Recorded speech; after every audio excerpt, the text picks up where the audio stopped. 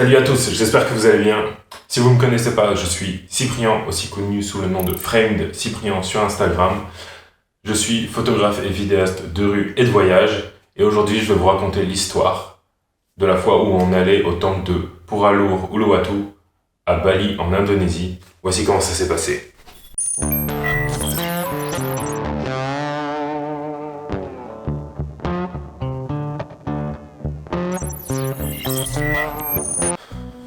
Donc on a décidé, il y a à peu près une semaine, avec ma copine, de partir donc à Puralur Uluwatu, qui est un temple situé dans le sud de Bali. C'est à 1 heure à peu près de route en voiture. Notre aventure commence tout de suite avec une seule chose, c'est de trouver un taxi pour arriver au temple. Donc, Sarah, what's the first mission? Find a taxi. c'était une épreuve de longue haleine, étant donné que on a galéré. Yeah, well, usually we find the taxi really quickly, but right now we are struggling. It's like if someone was sending us a message, don't go there, but we'll keep on doing it and we'll see what happens, right? Just say yes. Yes. Great. On a attendu et on a enfin trouvé un taxi. Donc on est monté dedans, la clim à fond les ballons et c'était parti pour 1 heure de route. We finally found our savior. We are on the taxi right now. And where are we going? Let me show you in a sec. Okay, so we are going to Puralur Uluwatu. I don't know if I'm saying it right, but we go in there and we will see what it takes. It's a 1 hour road and I already want to go in peace, so wish me luck. Donc durant ce trajet, on a pu beaucoup observer la nature, la végétation, les gens, la manière dont ils vivent, les rues, les routes. Parce que bon, il n'y a pas vraiment d'autoroute ici, hein, ce sont des routes assez simples. On a fait à peu près 20 km en 1 heure en voiture. Donc voilà, à pied, j'ose pas imaginer, mais en voiture, on s'en est plutôt bien sorti. On a payé à peu près 200 000 roupies, ce qui est relativement correct, hein. Je tiens à rappeler que depuis l'aéroport jusque notre premier hôtel, on a payé 250 000 roupies pour un voyage de 4 km, quoi. Enfin, c'est un truc qui nous a pris même pas 20 minutes. Donc bon, on s'était bien fait scam sur ce coup-là. Mais bon, si vous voulez en savoir plus, allez voir ma vidéo précédente. On est donc finalement arrivé à destination, donc au temple de Puralur Uluwatu. So, those are not my glasses. So yeah, we arrived at the spot and I'll take you there. We went for about 1 hour drive from Seminyak to here by taxi and it costed us like something like 200,000 rupees and it should be fine. Oh, I think there are monkeys jumping around. So yeah, you will come with us and I hope this vlog will turn out somehow well. On est sorti du taxi qui nous a proposé de nous attendre gratuitement pour ensuite pouvoir nous reprendre et nous ramener à Seminyak de nouveau, chose qu'on a acceptée au final. On est parti payer notre entrée, ce qui était à peu près 50 000 roupies par personne. Et on m'a mis un bon petit châle violet, la classe à Dallas. Pourquoi j'utilise ces expressions? Donc bon, bref, on est rentré et la première chose qu'on a vue en rentrant, c'était des singes. Il y avait des singes partout, dès l'entrée. Ils n'ont pas attendu une frame. Donc ils étaient là, on avance un petit peu, on croise des guides qui nous proposent leur service, hein, de guide avec pour sell point numéro 1. Les singes sont agressifs, prenez-nous, on va vous guider. Mec, si je prends un guide, c'est pas pour me protéger des singes, tu vois. C'est pour m'expliquer et faire connaître l'histoire. Donc moi, à partir de ce moment, on s'est dit non, on veut pas avoir quelqu'un avec nous qui nous accompagne.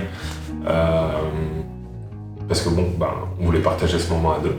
Et donc, C'est pas qu'on a fini de parler avec ces guides qu'une flambée, une lambée, une jetée, une portée, une foule. Je l'ai eu. Une foule de singes a traversé la rue pour passer d'un côté à l'autre. Ils étaient très très nombreux avec des bébés singes accrochés aux mamans en même temps qu'ils traversent, c'est trop mignon. Donc bon, on a attendu qu'ils passent, on a traversé et ensuite hop, c'était parti. Donc on est arrivé au bord de la falaise et notre première décision était de partir vers la gauche où il y avait des magnifiques falaises, j'ai pris quelques clichés. Puis ensuite on s'est dit qu'on voulait aller de l'autre côté parce qu'on avait vu une grande statue un peu au loin. On s'est dit qu'on pouvait peut-être aller la voir de plus près, sauf que ce n'était pas possible, malheureusement. Mais nous sommes quand même allés donc de l'autre côté, et il y avait des singes dispersés un peu partout, donc j'ai beaucoup de photos de singes. Vous pouvez en voir quelques-unes ici, notamment une petite famille bien sympa. J'ai pris pas mal de photos de paysages aussi, parce que vraiment c'était magnifique avec le soleil qui commençait à se coucher un peu, les falaises, les vagues. Vraiment tout était là pour faire des bangers en termes de paysages. Donc. Moi j'ai juste saisi l'opportunité, j'avais vraiment envie de faire des photos de paysages. Et ouais, donc on a continué. Donc on a pu voir un temple dédié aux singes, où les singes montaient dessus et puis sautaient dans une sorte de bassin en dessous pour se baigner. C'était assez mignon, heureusement j'ai pas réussi à le filmer.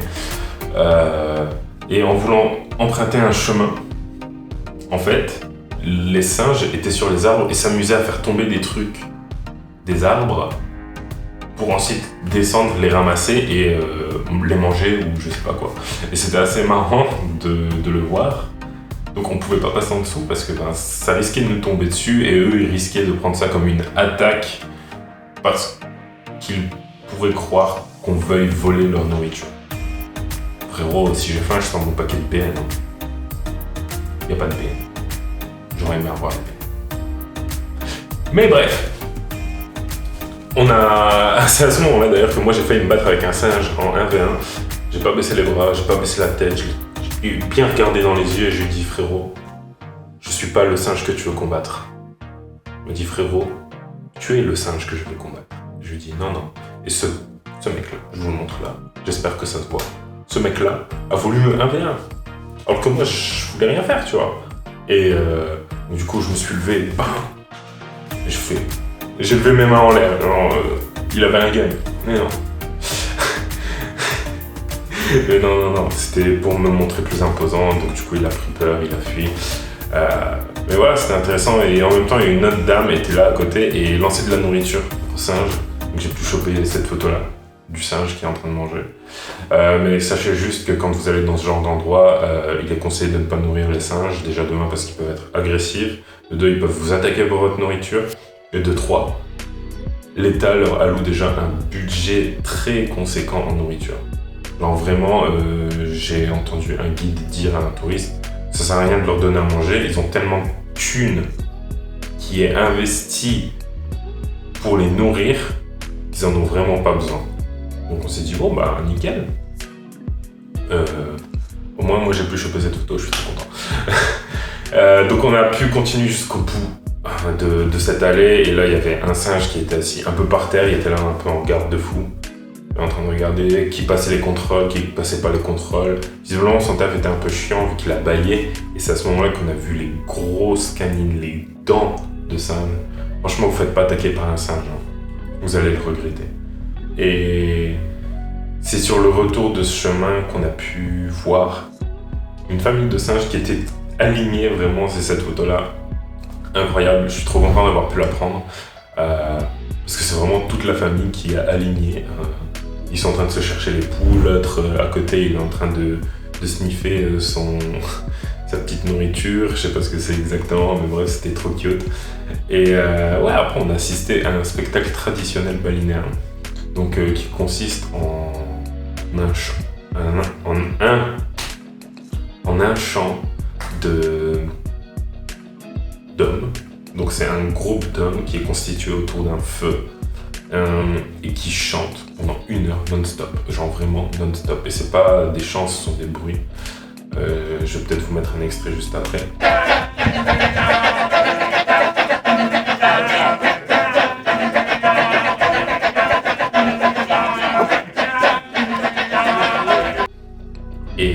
c'était impressionnant. D'autant plus que ces danses racontent toujours une histoire. Donc c'est très intéressant à voir, je le conseille fortement.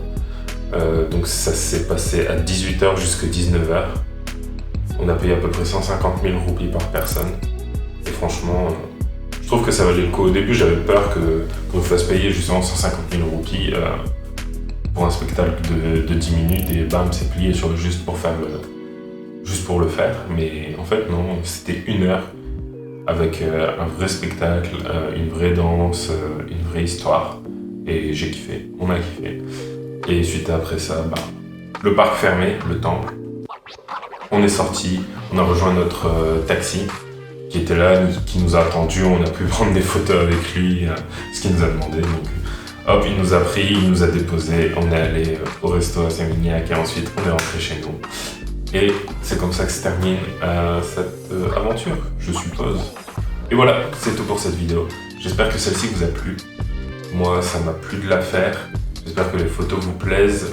Franchement, moi j'en suis ultra satisfait. J'adorerais voir ces photos imprimées et accrochées quelque part dans une maison ou autre, parce que je pense que ce sont vraiment des photos qui peuvent s'associer à merveille avec une décoration d'intérieur. Sachez aussi que la prochaine vidéo, ce sera probablement le tour de la villa qu'on est en train de louer actuellement. Vous pouvez voir un petit peu le jardin derrière. Je vous mets un peu de verdure, vous voyez, profitez. Et on se retrouve dans la prochaine vidéo. Peace.